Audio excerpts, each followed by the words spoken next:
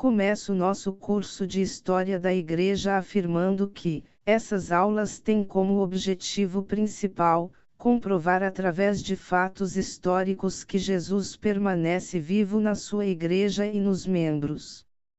Nessa primeira aula vamos falar sobre a conversão de um homem chamado Saulo de Tarso, o qual nasceu na atual Turquia, que passou a se chamar Paulo e se tornou um dos maiores santos da Igreja Católica.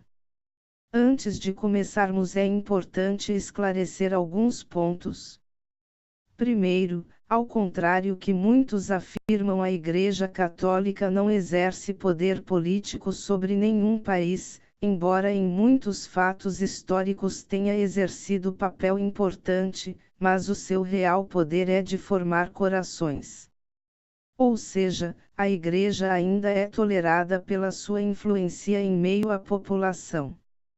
Segundo ponto, Igreja Católica não é uma mera instituição humana, como uma agremiação formada por pessoas com um objetivo comum. Não? Ela é infinitamente mais do que isso. É tão grande a sua dimensão e abrangência, física e espiritual, que é possível designá-la como um mistério. Mas como, então, poderia o homem comum conhecê-la? Como alcançar a sua grandeza? Este curso propõe que a história da Igreja seja aprendida tendo diante dos olhos um ingrediente fundamental, a fé. Diferentemente de outros objetos dessa disciplina, por ser a Igreja um mistério, estudá-la negligenciando de sua dimensão transcendente criaria apenas uma caricatura, um simulacro do que ela realmente é.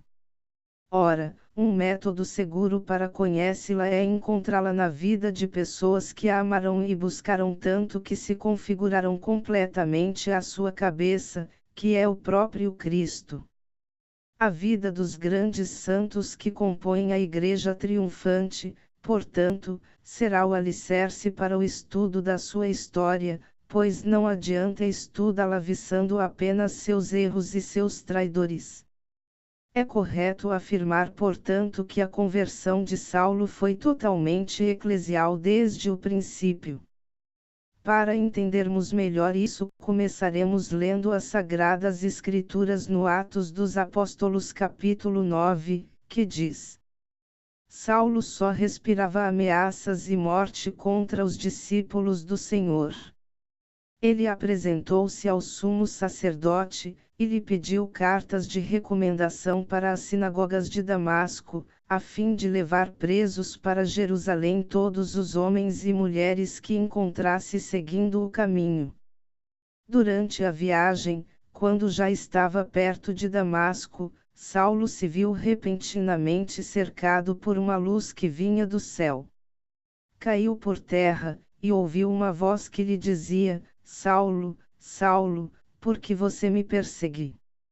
Saulo perguntou: Quem és tu, Senhor? A voz respondeu: Eu sou Jesus, a quem você está perseguindo. Agora, levante-se, entre na cidade, e aí dirão o que você deve fazer.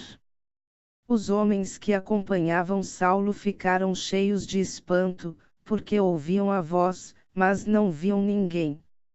Saulo se levantou do chão e abriu os olhos, mas não conseguia ver nada. Então o pegaram pela mão e o levaram para Damasco. E Saulo ficou 3 dias sem poder ver, e não comeu nem bebeu nada.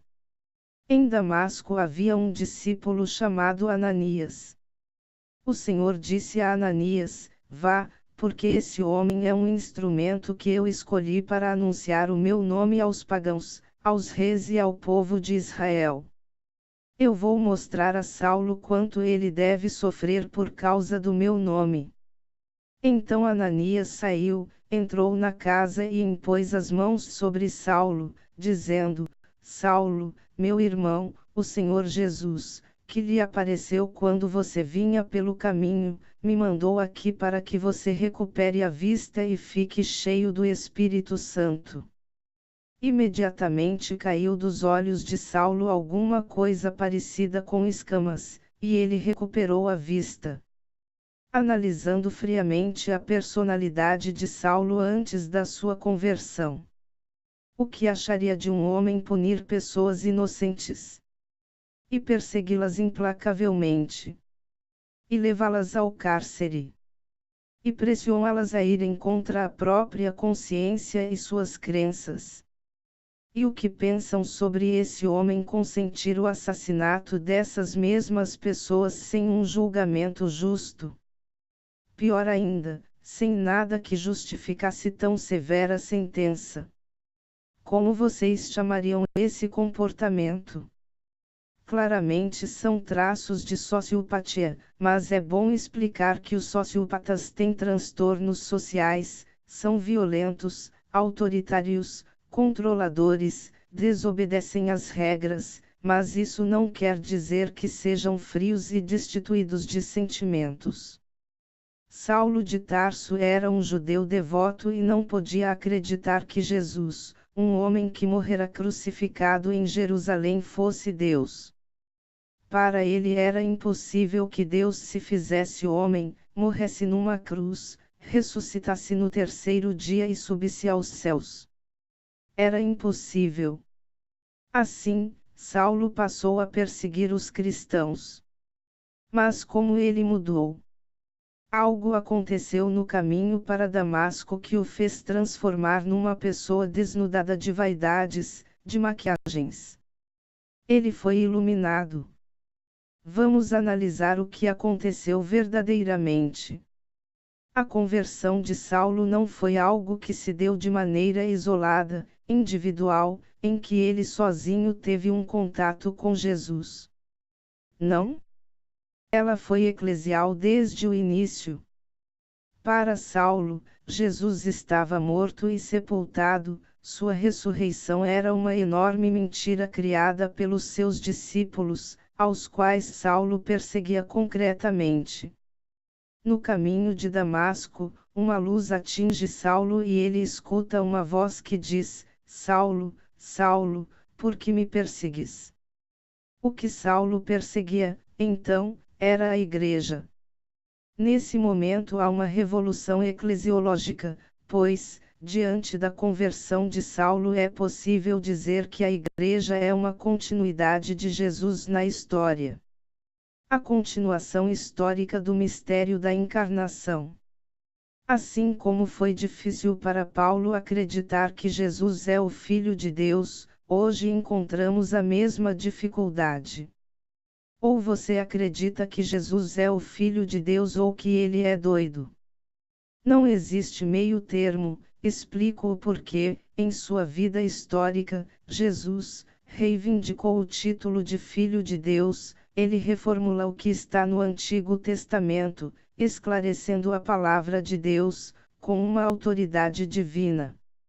E ainda Jesus diz: Eu sou o caminho, a verdade e a vida.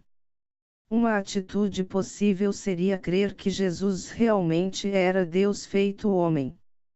A outra era acreditar que Jesus nada mais era que um louco. Por isso, afirmo que para crer que Jesus é Deus é necessário fé.